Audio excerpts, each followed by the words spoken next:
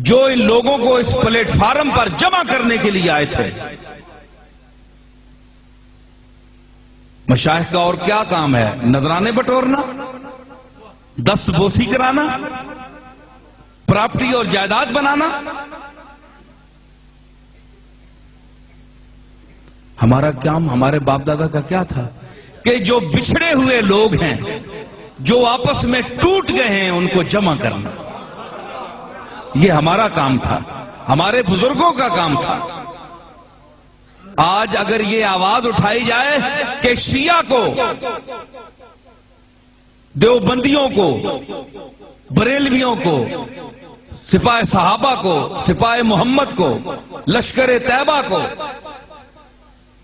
اور تبلیغی جماعت کو کلمہ گو ہیں، ان کو ایک پلیٹ فارم پر اکٹھا کرنے کی کوشش کی جائے تو کہتے ہیں یہ آدمی کیوں یہ بولی بول رہا ہے. ہم مخالفت میں ایک دوسرے کو کافر کہتے ہیں. جس طرح پیسے بٹور سکتے ہیں، اکٹھا کرنے میں بٹور نہیں سکتے. ہمیں بریلوی کون کہے گا اگر ہم سب کو کافر نہیں کہیں گے تو؟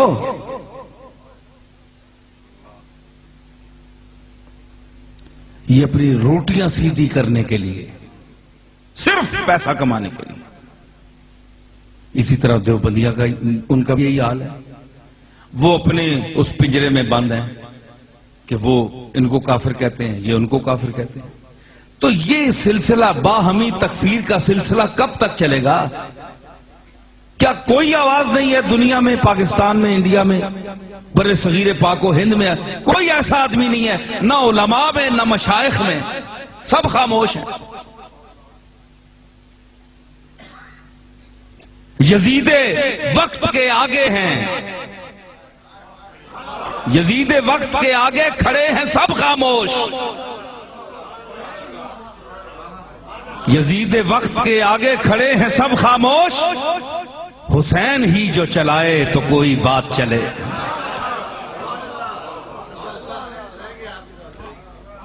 اب حسین یا اس کا غلام ہو کوئی تو وہ بات چلائے تو بات چلتی ہے، ورنہ اس یزید وقت کے سامنے تو سب خاموش ہیں. سب بغیرت بنے ہوئے ہیں، بغیرتی کی روٹیاں کھا رہے ہیں سب. تو کم از کم کیا ہے، علماء کو نہیں چاہیے؟ انہیں پتا ہے کہ اگر ہم نے کیا تو کہیں گے یار یہ بد عقیدہ ہو گیا، یا دیوبندیوں کو بھائی بنانا چاہتا ہے، یہ دیوبندیوں کو قریب لانا چاہتا ہے، یہ اپنے مسلک کا غدار ہے. میں آپ کو بتاؤں کہ میرے جد امجد حضرت پیر مہر علی شاہ رحمت اللہ علیہ، دیوبندیوں کے بہت بڑے عالم مولانا انور شاہ کشمیری علیہ رحمت، ایک مرتبہ گولڈا شریف آئے تو میرے جد امجد پیر مہر علی شاہ صاحب رحمت اللہ علیہ بہت احترام سے ان کو پیش آئے ان کے ساتھ. اور جب وہ واپس چلے تو پیر صاحب تانگے تک نیچے ان کو چھوڑنے کے لیے آئے. یہ وہی پیر صاحب ہیں جو ویسرائے ہند کے بلانے پر دلی نہیں گئے. بڑے بڑے تاجدار اور رئیس اور بڑے بڑے نواب ان کے جوتوں میں بیٹھتے تھے. انور شاہ کشمیری وہاں آئے تو پیر صاحب انہیں تانگے تک نیچے اڈے میں پہنچانے کے لیے آئے. اس وقت سواریاں یہی تھی، تانگے وغیرہ. تو جب تک ان کا تانگا چلا نہیں آپ کھڑے رہے. ان کو پتہ نہیں تھا کہ وہ دیوبندی ہیں، دیوبند کے فارغ ہیں اور پکے دیوبندی ہیں. تو پیر صاحب ایسا کرنے سے کیا وہابی ہو گئے؟ کیا گستاخان رسول کے ادب کرنے والوں میں سے ہو گئے؟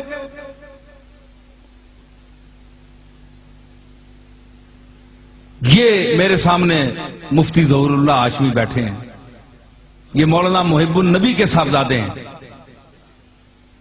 کل بھی وہاں مفتی عبدالشکور ہزاروی آئے تھے وزیر آباد سے، تو میرے پاس بیٹھے رہے تو یہی باتیں چلی.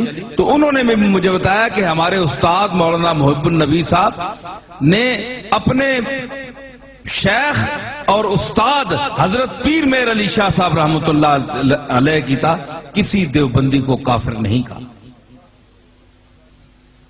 اتنا بڑا علامہ، آج تو ہر آدمی علامہ بنا پھر رہا ہے، لیکن مولانا محب النبی بڑے عالم تھے. میں نے ان کو زیارت کی ہے. میرے دادا کے پردادا کے شاگرد بھی تھے اور مرید بھی تھے. تو انہوں نے کیا کہا؟ وہ دیوبندیوں کو کافر نہیں کہا، صرف کیسے دیوبندی اس دائرے سے خارج ہیں یا ہم سمجھتے ہیں انہیں یا سمجھنا چاہیے، جو براہ راست رسول اللہ کے گستاخ ہوں. اگر کوئی ایسا دیوبندی ہے، مطلق مدرسہ میں پڑھنے سے کوئی کافر نہیں ہوتا. دیوبند ایک مدرسہ ہے.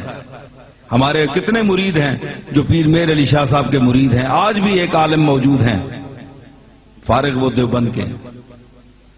تو دیوبند سے فارغ ہونا کوئی بات نہیں ہے.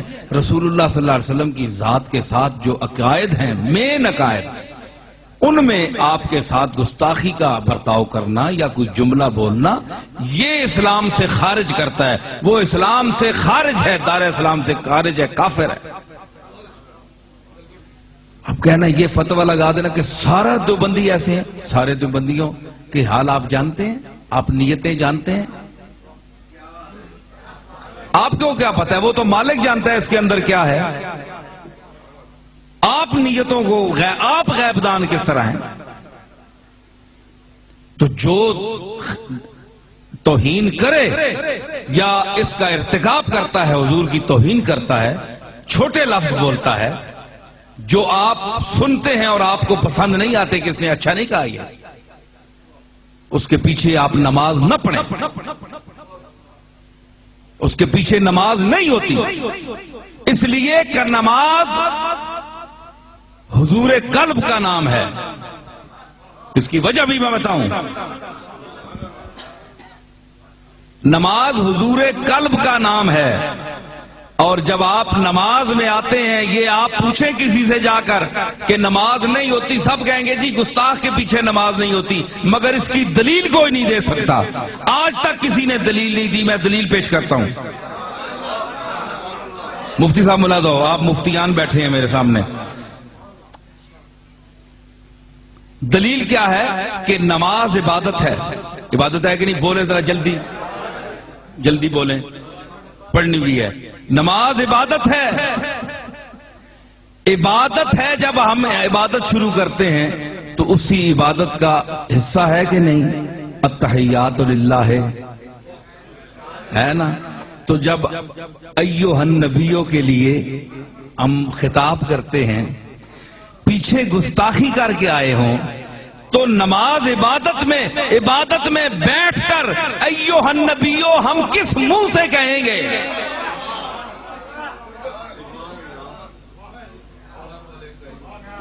السلام علیکہ، سلام بھیجیں. پہلے ان کے لیے استعمال کریں غلط الفاظ. میں وہ الفاظ گستاخی کے دورانہ بھی نہیں چاہتا. حضور کے لیے جو الفاظ ہیں میں دورانہ نہیں چاہتا. آپ پڑھ لیں کتابوں میں. وہ عقائد پہلے حضور کے لیے بول کر پھر کہتے ہیں السلام علیکہ ایھا النبی. تو پھر یہ حضور کی شان رحمت للعالمین ہی ہے نا کہ آپ خاموش ہو جائیں. اتنا بکواس کرنے کے بعد انسان کہے السلام علیکہ ایھا النبی. چنگی پری میں مثال دینا. چنگا پلا بندہ محلے چکی بندے ہم بےعزت کر کے اگوں پھر مڑ کے آوے کیا حال ہے قبلہ السلام علیکم، وہ بوتھے تے مارسی چھک کے ہون کنجرا کے آنا رہے ہیں تے ہون تو ماں میں نال کے گلاں کرنا رہے تے ہون کوئی گل نہیں. یہ گل چلنی رہنی. اس کا ثبوت ہے. ہاں اس نہ بھی من کو ثبوت ہے. مولویاں واسطے میں بڑے تماشے رکھے. ہون تک تو کے گل کرنا رہے ہیں تے ہون ماں سلام پہ دینا ہے. کیڑے منہ نال؟ حضور نے گستاخی اور اتنی دریدہ دہنی تے ہون السلام علیکہ